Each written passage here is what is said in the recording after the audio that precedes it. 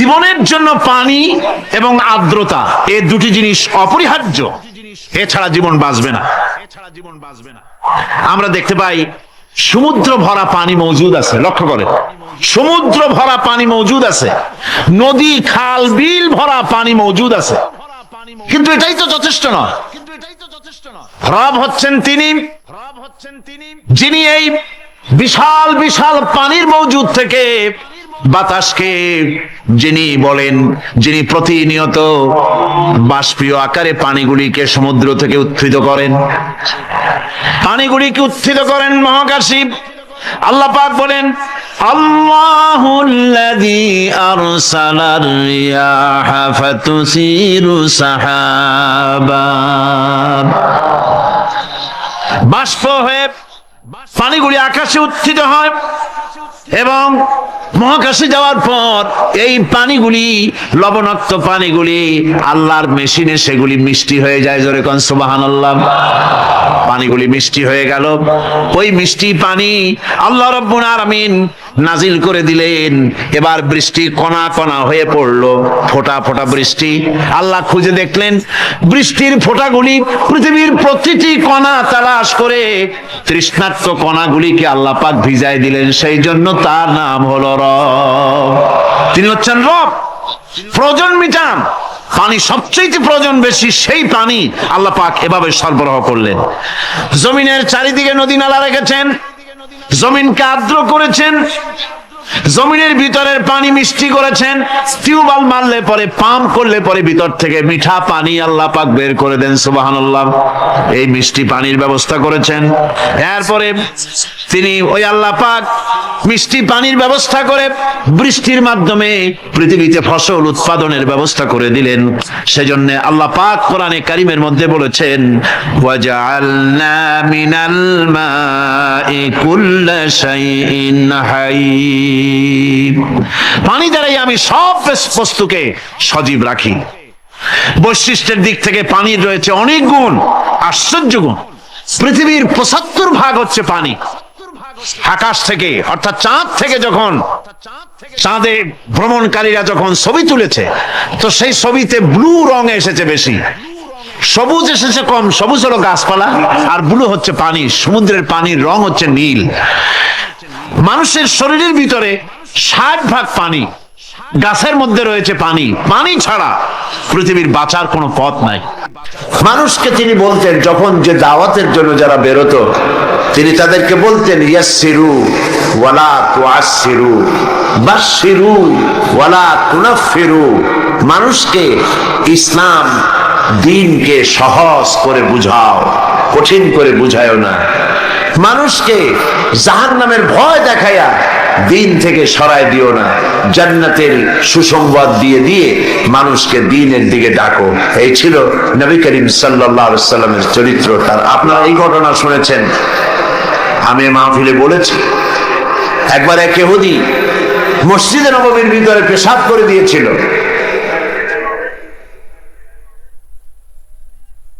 সাহাবায়ে কেরাম অসন্তুষ্ট হলেন এবং তাকে শাস্তি দিতে চাইলেন।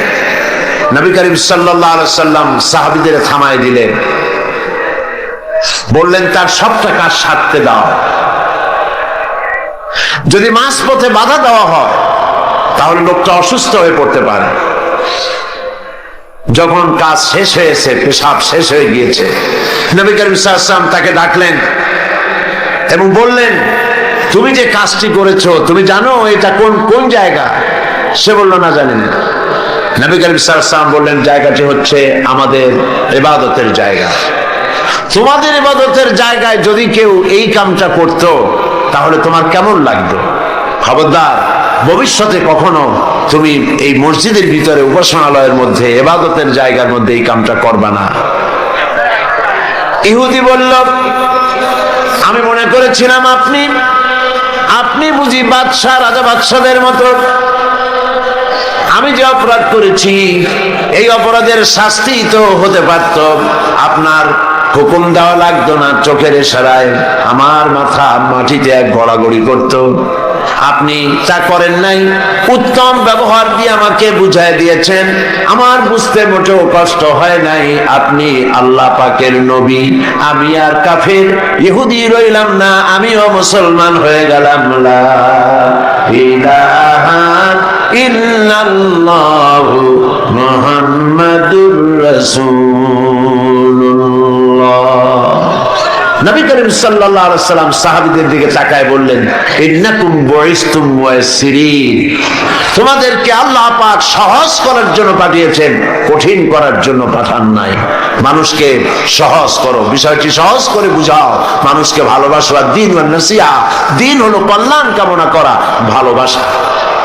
নবী করিম সাল্লাল্লাহু আলাইহি সাল্লামকে আল্লাহ পাক পাঠালেন, দায়িত্ব দিলেন তাকে দ্বীন বোঝাবা, তাওহীদ বোঝাবা, মানুষকে আখিরাত বুঝাবা, রিসালাত বুঝাবা, এই দুনিয়াকে কিভাবে পরিচালনা করবে সেই কথাগুলি বুঝাবার জন্য নবী করিম সাল্লাল্লাহু আলাইহি সাল্লাম মানুষকে বলেছেন, মানুষকে বুঝাইছেন।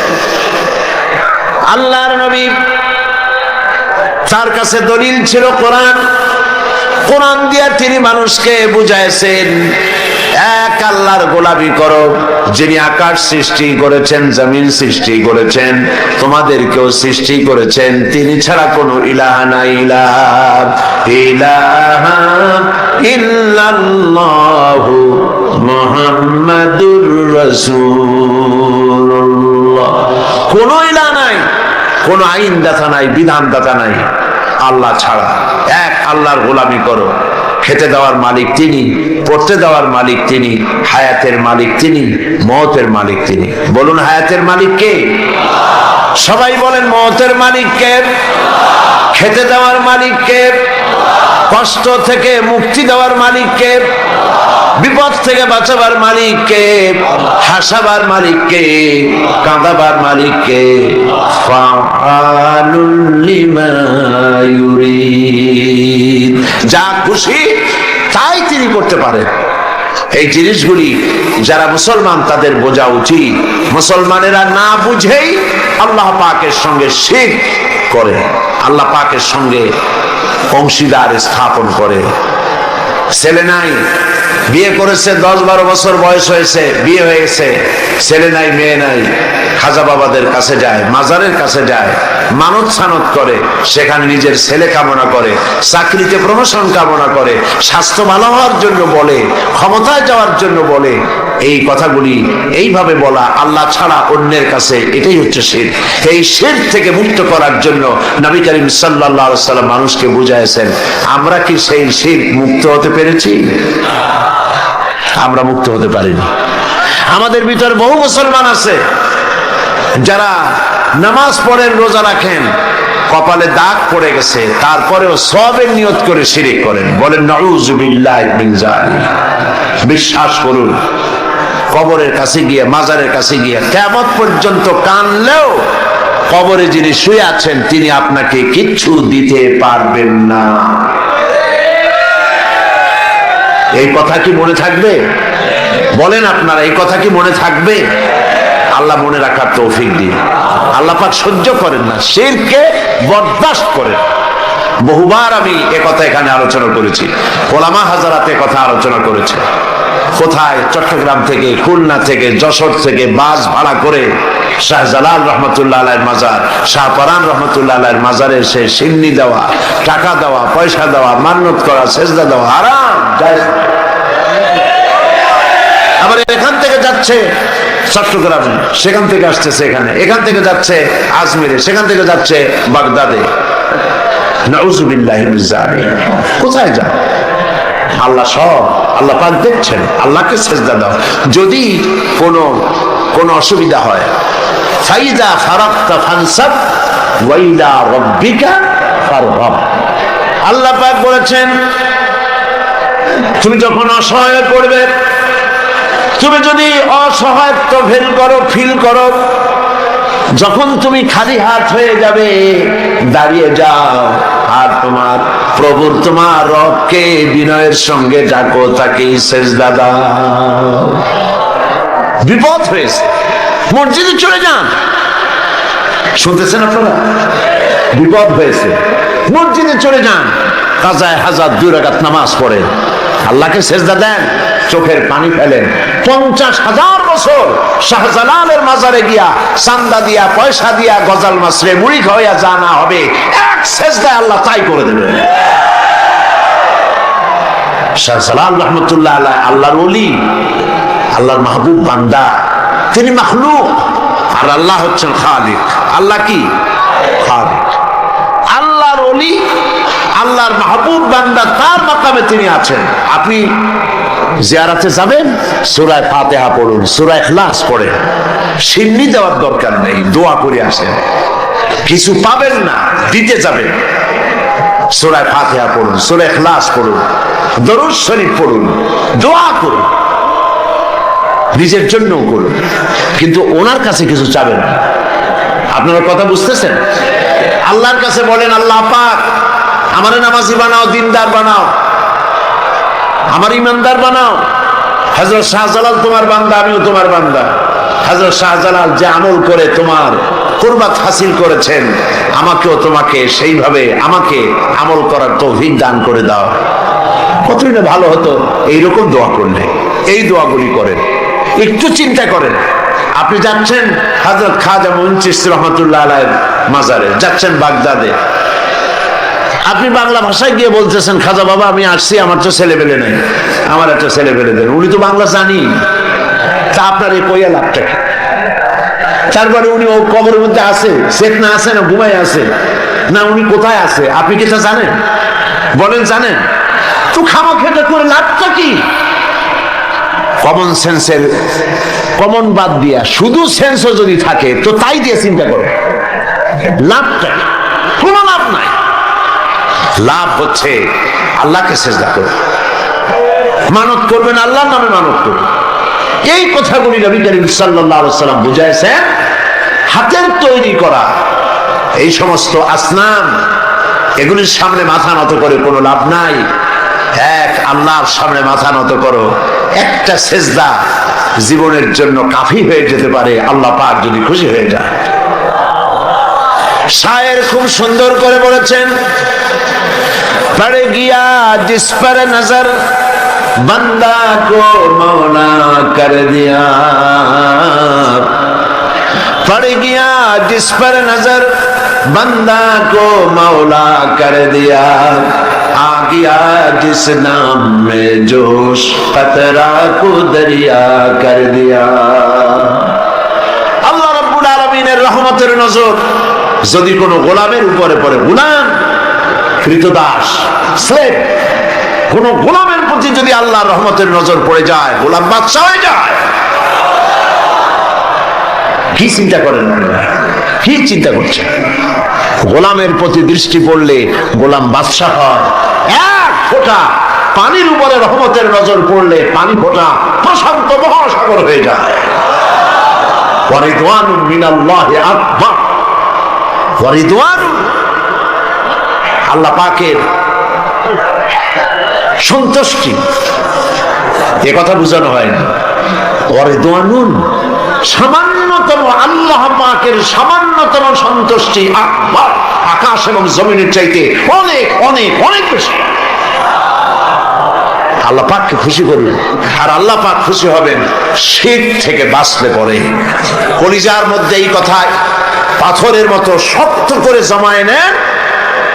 কোন পীর সাহেব জীবিত অথবা মৃত কেউ আমার ভাগ্য পরিবর্তন করতে পারবে না। আমার ভালো আমার মন্দ সবটা করতে পারবেন কে? এক আঙ্গুল আকাশের দিকে উঁচু করে বলেন, কে করতে পারবেন? জোরে বলেন, কে পারবেন? আরো জোরে বলেন, কে করতে পারবেন? আল্লাহ আল্লাহ আল্লাহ।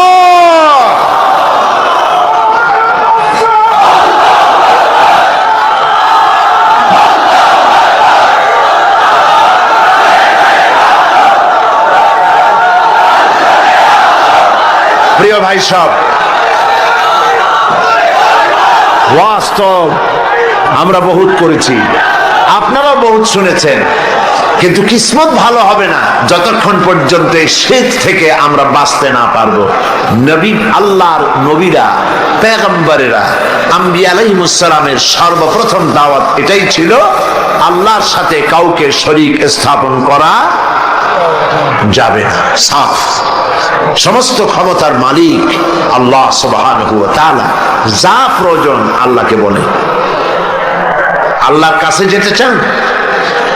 আমি জবাব চাচ্ছি, আল্লাহর কাছে যেতে চান? সবাই চান? আল্লাহ পাক বলছেন, আমার কাছে যদি আসতে চাও ওয়াসজুদ ওয়াক্তারি। সুবহানাল্লাহ, ওয়াসজুদ ওয়াক্তারি, সিজদা দাও আর আমার কাছে এসে যাও। সুবহানাল্লাহ, সিজদা দিলেই কাছে আসবা, সিজদা ছাড়া কাছে আসা যাবে না। যত সিজদা দিবে ততই কাছে চলে আসবে। এই জন্য নবীজির কাছে প্রশ্ন করা হয়েছে, বান্দা আল্লাহর নিকটবর্তী হয় কখন? নবীজি বলেছেন, বান্দা যখন সিজদা দেয়, বান্দা একদম আল্লাহ রাব্বুল আলামিনের কাছে চলে যায়। সিজদা যখন দিবে, চিন্তা করবেন, আল্লাহ পাকের আদম মোবারকের উপরে আমার মাথা রেখে দিলাম। কলিজা ঠান্ডা হয়ে যাবে এরকম একটা সিজদায়, কলিজা ঠান্ডা হয়ে যাবে একটা সিজদায়, মাথা উঠাইতে ইচ্ছা করবে না। যদি এই খেয়াল করতে পারেন যে আমার মাথা, আমি আমার আল্লাহ, আমার রব, আকাশ এবং জমিনের মালিক আল্লাহ পাকের পায়ের উপরে আমার মাথাকে ছেড়ে দিলাম। এটি হচ্ছে সিজদার ধরন। শীত থেকে বাঁচতে হবে, এটাই নবীদের দাওয়াত ছিল। আল্লাহ পাক বলছেন, সোজা রাস্তা বলে দেওয়ার, ও আলাল্লাহি কাসদুস সাবিল, সোজা রাস্তা বলে দেওয়ার দায়িত্ব আমার। এ হলো সেই সোজা রাস্তা, যেই রাস্তায় আল্লাহরে পাওয়া যাবে। নবীজি মক্কা নগরীতে 13টি বছর নবুয়ত পাওয়ার পর 13টি বছর ধরে এই